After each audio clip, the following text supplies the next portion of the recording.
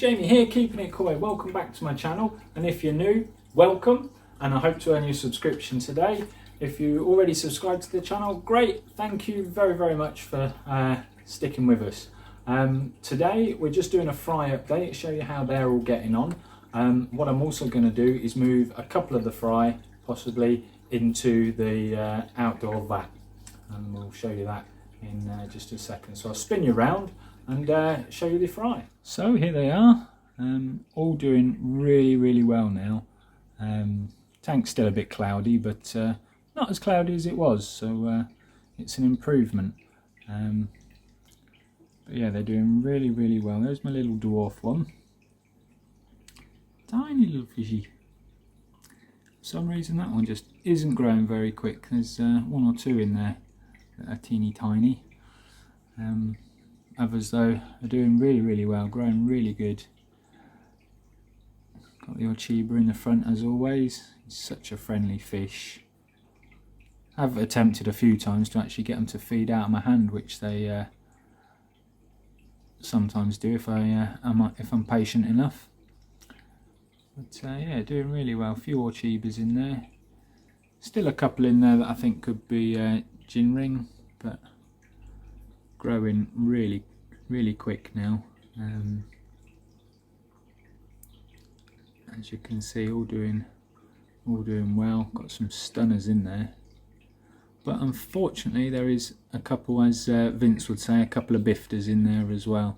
So my plan is today to go through them, have a look at who the biggest bifters are, and then what I'm going to do is I'm going to move a couple of the biggest bifters into the outdoor heated pond. I've checked the temperature on that today. There's 1 degrees difference between this one and that one. This one's set to, well, it's not set to anything, it's just indoors. It's currently at 21.7 degrees in here, and outside is just above 20, literally just. So yeah, there's about 1.3 degrees difference, I think. So I'll have to let them float for a little while. But the salt level in here is right down now to about 1%. And I haven't actually done a salt test on the other pond, but I haven't put any salt in there for months now. So with the regular water changes, that should be right down as well. So yeah, it should be good to move a few over. As I've said in previous fry videos, the reason for doing it is because of obviously the bacterial disease, whatever it was I had in that pond.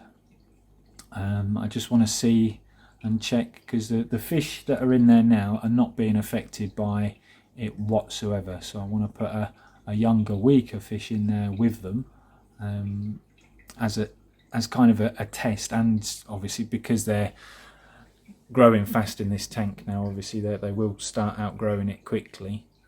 So I just want to put in the bifters first, because obviously it's always difficult to move a bifter on, but hopefully they'll survive, and then I can start moving the bigger and better looking koi outside as well into their bigger new home. So it's a bit of a test, and unfortunately the bifters are going to be the first ones to test, and if they do well, then more of them will be going out there probably next month. But yeah, I'm going to see if I can somehow net a couple of these out of here and have a look. Catch you in a bizzle. So with a tank with as much obstacles that I've got, 2 upflow air filters, all the bags floating along the back, the actual fish tank in and out pipes, an internal filter as well, and a basket. It is extremely difficult to catch small fry. Anyone that's kept small fry will already know that they are as quick as lightning, and they really don't like being netted. And with all these obstacles in the way, it's not easy. So I've managed to get one, but as you can see, they're all a bit stressed now, so I'm just going to leave it at 1 today, and put him in there. But I'll show you which one I've picked.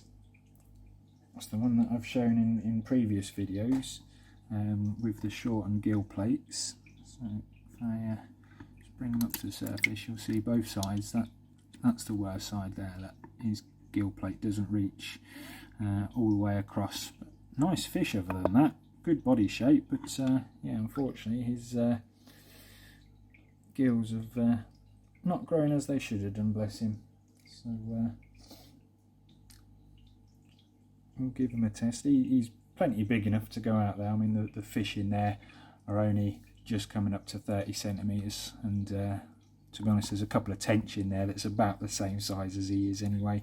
He's what, about 3.5 inches now? So yeah, he'll be fine in there. So I'm going to grab one of my small bags, get him bagged up, and go and float him. So I'll catch you back in a minute. So there he is, all bagged up. He really don't like being in the bag, so I'm going to quickly take him outside and get him floating in the pond. I've given him absolutely plenty of water in there, a lot more than obviously he would need, and that's because of the temperature difference between inside and out. That way it won't just swing really quickly. It will take its time to stabilise. So give me a second, and I'll show you him in the little pond. There you go, so that's him floating now. I leave him there for a good sort of half hour till his temperature comes down to about 20 degrees. And yeah, let him in with the big fishies. Well, say big fishies, they're not that big. Big to him, I don't know where they all are today.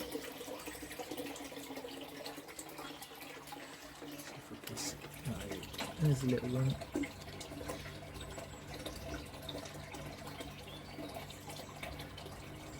It's been a while since they've had anyone new introduced to them, but I'll say the amount I've lost this year, I just need to be careful. So I think, yeah, just test with one. Worst bifter that was in the fish tank, that one, and to be honest, as you can see by the video, I mean, he's not terrible. But I've got one with a slightly bent fin and two others with ever so short gill plates, but nowhere near as short as this little fella. So we'll see how he does in there, and if he does alright over the next few weeks, then we'll add a couple more in there. While I'm out here, what a miserable day yet again we're having. So I've not managed to do anything over the last couple of days, but what I have done today though, and as it's been raining all day, you'll see down the back of the grass there my old pond net. There we go. Yeah, and what I've done is I've reseeded that square and put my old pond net over, because every time I try and reseed, the birds, squirrels, pigeons, everything, they just attack the seed, and within a couple of days there's none left. So it's very little seed ever grows on my grass. So yeah, decided to use the old pond net, and I'm going to do it in sections, get that to start growing, and then just keep moving it down the garden until it's all grown. But because we're having such a mild winter this year, the grass seed's actually growing in January basically. But yeah. So we'll leave him out here for half an hour, let him calm down a little bit, and then we'll let him out, and then I'll sit out here for half an hour with him, keep an eye on him. But as I say, there's two tench in there the same size as him, so he should be fine in there. Right, so I will catch you all back in a bizzle when I'm letting him out. See you in a bit. So guys, it's been about 40 minutes. It's just starting to get dark out, so I'm just going to release the koi and see how he does. Alright, bear with me. Alright, moving that way. Oh, it's nice and warm in here.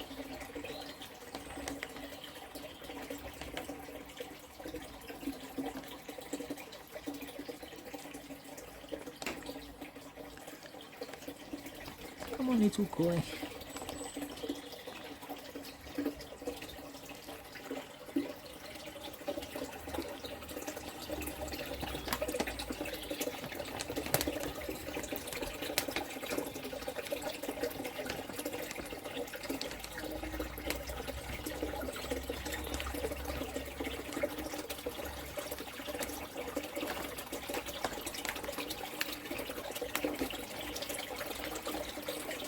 Oh, missed it. There he goes.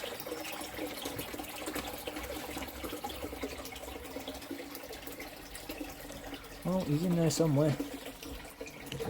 Let's see if we can see him through one of the windows. Ooh, tripping over the old bit of cover.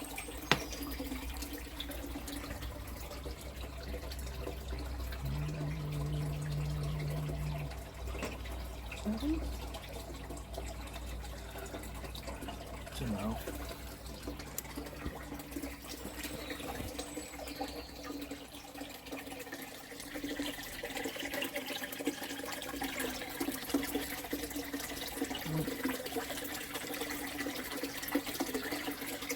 Can't really see him.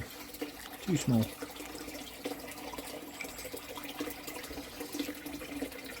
Oh well, I'm sure he'll be fine, but I'll come out here later and just have another look. It might be a bit too dark to get any filming, but if it's not, then I'll turn the camera back on and we can have a look. But if not, we'll call it a day there, guys, and I'll let you know how he's getting on next time. Thanks for watching. So it's been 24 hours and he's still alive and kicking. I'm going to just turn the pump off really quick and see if we can find him.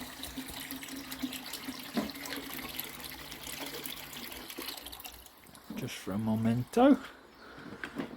Oh, I see him.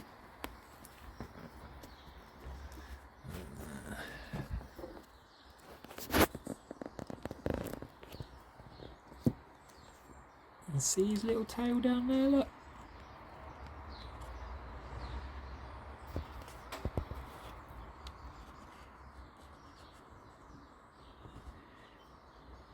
Hiding under the pump. Yeah, just fed them. I'm making sure I'm giving these guys extra food at the minute because obviously they're a lot bigger now than they once was when I put them in, especially with the heated pond water, but they're all doing great. Sorry about the glare. The cover's going a bit green now because it's been on there a while. But yeah, he's alive and kicking. Get the pump back on quickly.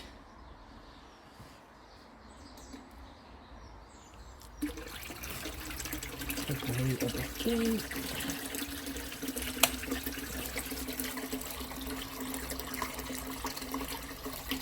So yeah, he's living under the external hose tail of the pump by the look of it. So yeah, hopefully he will live happily ever after, but we'll have to wait and see on that one. But, yeah, there he is. Hopefully he'll get some confidence and go and join the bigger fishes. As I say, there is a couple of tench in here that are about his size. I know they used to live under that pump, but they do come out quite a lot now, so I'm hoping he'll do the same. But to go from being one of the biggest fish in the fish tank to now nowhere near the biggest, he's probably an eighth of the size of what's in there. He's about 3 inches and they're about 9 inches. No, they're bigger than that. They're probably close to 11, 12 inches now, some of them. So yeah, so this time I will call it a day here, guys. I just thought I'd give you an update for the next day. So yeah, again, thanks for watching, and we'll catch you all on the next one.